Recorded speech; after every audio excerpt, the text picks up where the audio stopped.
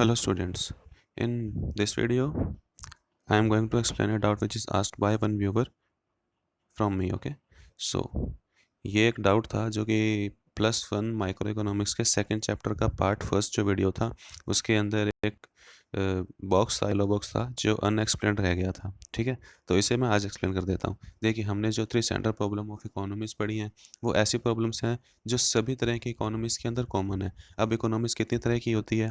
देखिए, इकोनॉमिक्स होती है एक इकोनॉमी होती है डेवलप्ड इकोनॉमी, एक होती है डेवलपिंग इकोनॉमी, एक होती है बैकवर्ड इकोनॉमी। ठीक है, तो डेवलप्ड इकोनॉमी वो होती है जिसके अंदर सारे जितने भी रिसोर्सेज हैं वो सभी फुल्ली यूटिलाइज हो रहे हैं। ठीक है, अंडर डेवलप्ड कंट्री या डेवलपिंग कंट्री वो होती है जिसके अंदर धीरे धीरे जीडीपी का रेशो इंक्रीज हो रहा है, लोग प्राइमरी सेक्टर से सेकेंडरी या टेरिशरी सेक्टर पे शिफ्ट कर रहे हैं। ये जो इकोनॉमी होती है ये होती है डेवलपिंग इकोनॉमी। और बैकवर्ड इकोनॉमी वो होती है जिसके अंदर जीडीपी का जो मैक्सिमम पोर्शन होता है वो एग्रीकल्चरल एक्टिविटी से अग्रू हो रहा हो। तो इस तरह से 3 इकोनॉमीज़ को कैटेगराइज किया जा सकता है। लेकिन इसके अंदर जो सबसे जो 3 problem central problem of economy हमने पढ़ी, what to produce, how to produce और होम टू प्रोड्यूस, वो सभी तरह के इकोनॉमीज़ के लिए कॉमन प्रॉब्लम्स हैं। ठीक है, लेकिन यहाँ पे कुछ एक दो प्रॉब्लम ऐसी हैं जो स्पेसिफिक हैं अंडर डेवलप्ड कंट्रीज़ पे, यानी कि वो सिर्फ अंडर डेवलप्ड कंट्री ही फेस करती है। कोई अंडर डेवलप इकोनॉमी होगी उन्हीं के अंदर ये प्रॉब्लम होगी।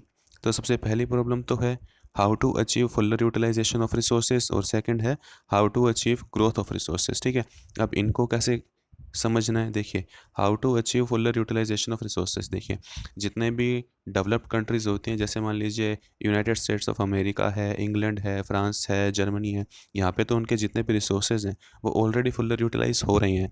लेकिन अंडर डेवलप्ड कंट्रीज़ के अंदर क्या होता है? सपोज़ इंडिया हो गया है, या इंडिया, चाइना, पाकिस्तान, ये जितनी भी कंट्रीज़ हैं ये सब डेवलपिंग कंट्रीज़ हैं, ये अभी तक डेवलप्ड हुई नहीं है। तो यहाँ पे कुछ स्पेसिफिक प्रॉब्लम फेस की जाती हैं। उनमें से पहली प्रॉब्लम है how to achieve fuller utilisation of resources, कि रिसोर्सेज का फुलर यूटिलाइजेशन कैसे किया जाए।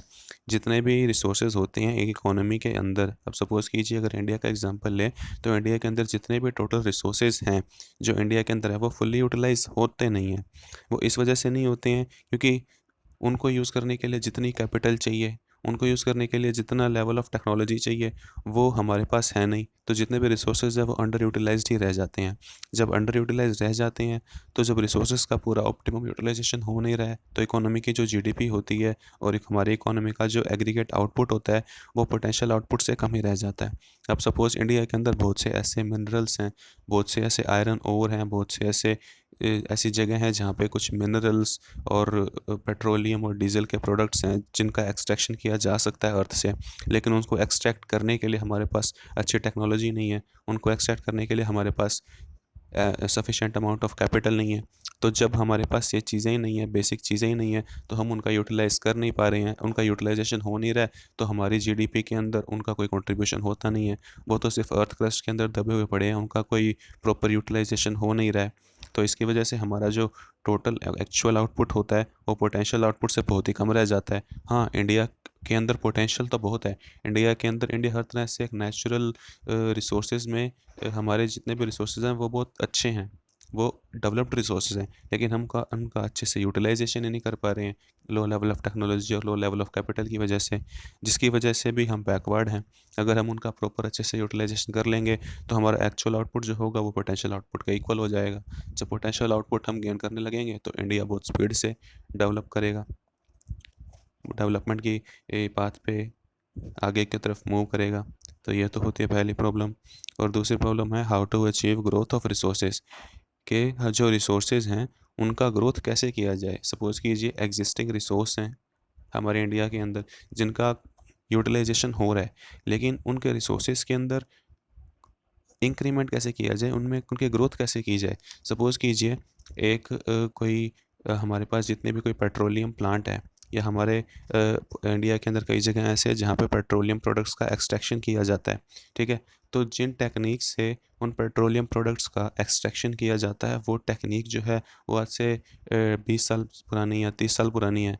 तो उससे जो आउटपुट होता है वो भी बहुत कम होता है। लेकिन उसकी जगह पे अगर हम अच्छी टेक्नोलॉजी ला ली, अच्छी मशीन्स लें, नई मशीन्स लें जो अपग्रेडेड हो, जो जिसके अंदर लेटेस्ट टेक्नोलॉजी इन्वॉल्व हो, तो उससे जितना आउटपुट होगा वो उस 20 साल पुरानी वाली मशीन से तो कई गुना ज़्यादा होगा।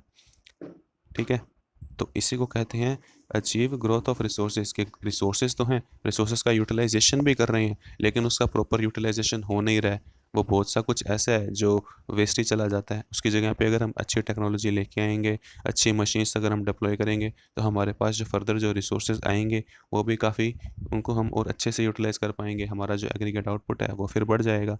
वो बढ़ जाएगा तो हमारी कंट्री की जो जीडीपी है वो फर्दर ग्रोथ कर जाएगी, उसमें काफ़ी अच्छी मल्टीफोल्ड ग्रोथ होगी।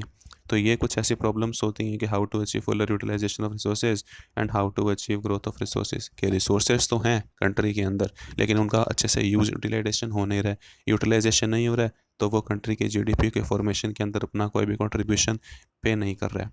तो ये दो प्रॉब्लम्स होती हैं जो अंडर डेवलप्ड इकोनॉमीज़ के अंदर फेस करनी पड़ती हैं वहाँ के इकोनॉमी में। ठीक है, तो ये एड ऑन प्रॉब्लम्स हैं। सेंट्रल प्रॉब्लम ऑफ इकोनॉमी तो वो है जो हर इकोनॉमी को फेस करनी पड़ती है, वेदर इट इज़ डेवलप्ड और वेदर इट इज़ डेवलपिंग।